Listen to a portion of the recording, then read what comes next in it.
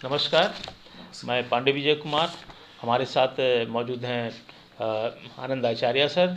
और हम लोग जो है अब अगले टॉपिक की ओर आज आएंगे, और ख़ास करके पॉलिटी और इकोनॉमिक्स पर। तो अब पहले हम सर से जानना चाहेंगे इकोनॉमिक्स का सवाल के बारे में कि 66वीं बीपीएससी पीटी में इकोनॉमिक्स से कितने सवाल आए थे सर? देखिए, इस सवाल को तो उत्तर हम लोग देंगे ही देंगे, लेकिन मैं बता दूं कि विभिन्न परीक्षा को ध्यान में रखते हुए हम लोग पहले से ही हमारी जो टीचर टीम है हम लोग पहले से तैयार है। और इस क्वेश्चन को बनाने में केवल हम दो लोग का नहीं, हम दो का निर्देशन भले ही हों, हम लोग भी शामिल थे। इसके अलावा कौशल सिंह जो पॉलिटी इकोनॉमिक्स के सवालों को उत्तर उन्होंने तैयार किया।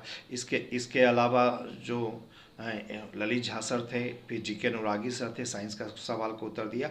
तो ये सारे सवाल जो कि उनकी व्यस्तता थी, फेसबुक लाइव उन्होंने किया, ये व्यस्तता थी, इसीलिए हम लोग छात्रों के विशेष अनुरोध पर हम यूट्यूब पर इसे देने का प्रयास कर रहे हैं। और लगभग जो सवाल हमारे जो सही हैं उन्हीं चीज़ों को बताने का प्रयास करें। व्याख्या के क्रम में ये हमने बताया है कि ऐसे सवालों में विवाद हो सकता है, इसलिए हम पहले से ही इस चीज़ों को पहले रोकने का प्रयास किया कि भाई इससे कंफर्म आंसर नहीं है।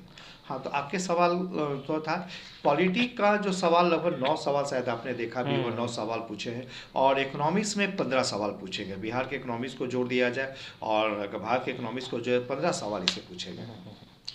तो सर सवाल पे आइए और बताइए हमारे छात्राओं को कि सवालों के सही जवाब क्या होंगे, ताकि वो लाभान्वित हो सके। तो शुरू करिए। देखिए, सबसे पहले तो बिहार सरकार ने अगस्त 2018 में एक नई योजना सतत जीविकोपार्जन योजना शुरू की गई है। इसका आंसर क्या है, इसका उद्देश्य जो है उपयुक्त में से कोई नहीं दिया गया। आंसर के रूप में जो हमें जो एक्सपर्ट जो है हमने दिया, उपयुक्त में से कोई नहीं। इसके अलावा देखेंगे बिहार सरकार के 7 निश्चय में से निम्नलिखित में से कौन सा सम्मिलित नहीं है। तो जैसे 7 निश्चय का 2 आ चुका है, 1 का भी 2 आ गया, 1 भी है 2 भी है।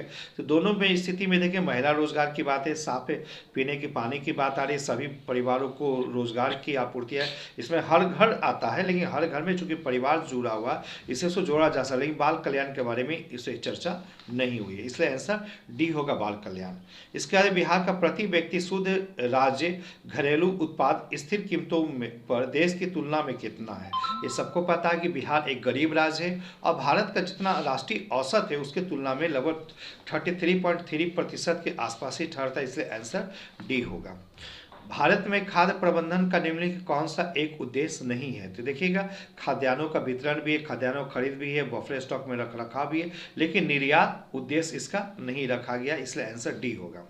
भारत में राजस्व घाटे का जो तात्पर्य है, इसका मतलब क्या, भारत सरकार को अपने उन व्ययों के वित्त पोषण के लिए उधार लेने की आवश्यकता है जो पूंजीगत परिसंपत्तियों के निर्माण नहीं करते हैं।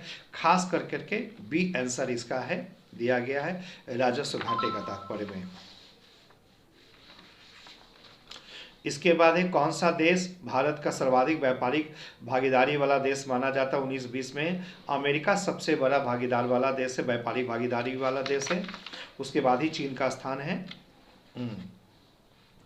भारतमाला परियोजना से भारत का निम्न से कौन सा इंफ्रास्ट्रक्चर क्षेत्र संबंधित है। तो ये सड़क इंफ्रास्ट्रक्चर से, लेकिन इसको जोड़ा गया सीमावर्ती क्षेत्रों को, बंदरगाह को भी।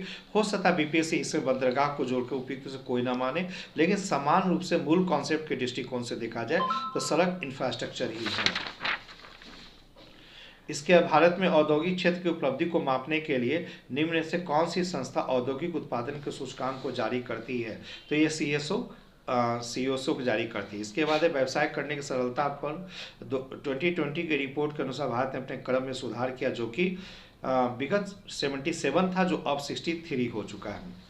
भारत के केंद्रीय बजट में संस्थागत कृषि साख का प्रभाव बढ़ाने के लिए वर्ष 2021 के लिए क्या साख लक्ष्य रखा गया, 15 लाख करोड़ रुपए रखा गया है।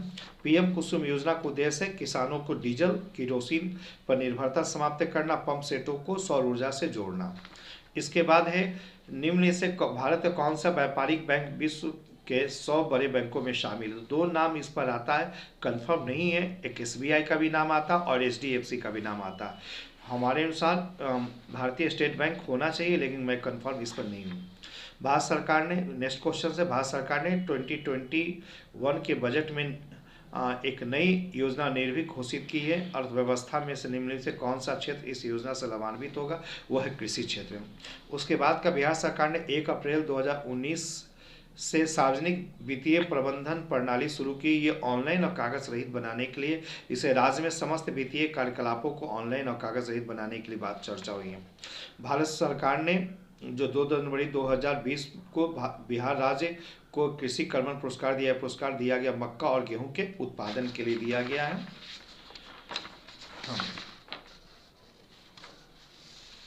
तो ये लगभग 15 सवाल हमारे पास थे। तो ये 15 सवालों का उत्तर हमने दिया है।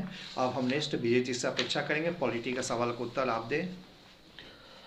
पॉलिटी से कुछ बहुत ही कम सवाल पूछे गए थे, 9 के लगभग सवाल हैं जिसका हम लोग चर्चा करते हैं और इसका आंसर जानने की कोशिश करते हैं। पहला सवाल जो पूछा गया था वह था निम्न में से कौन सा विकेंद्रीकरण का वैशिष्ट्य नहीं है।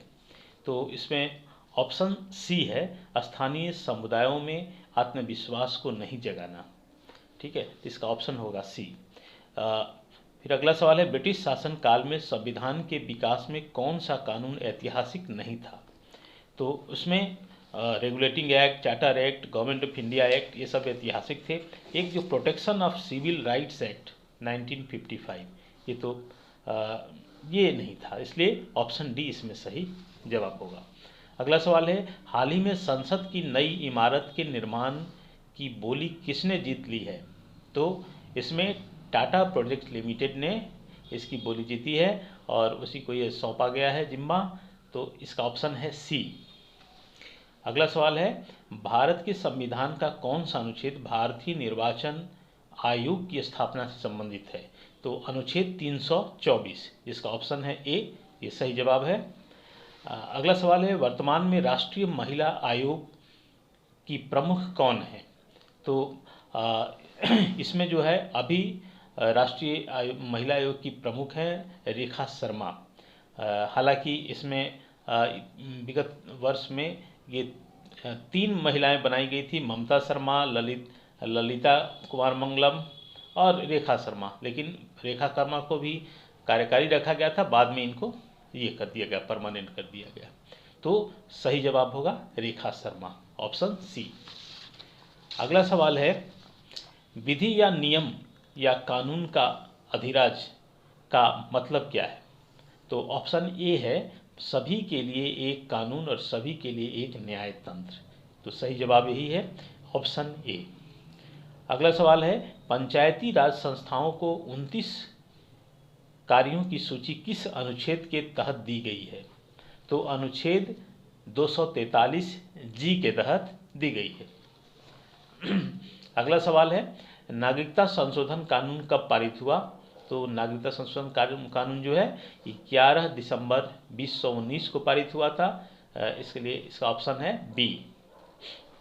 अगला सवाल है, 73वें संविधान संशोधन कानून की वैधानिक शुरुआत किस संविधान संशोधन बिल से हुई।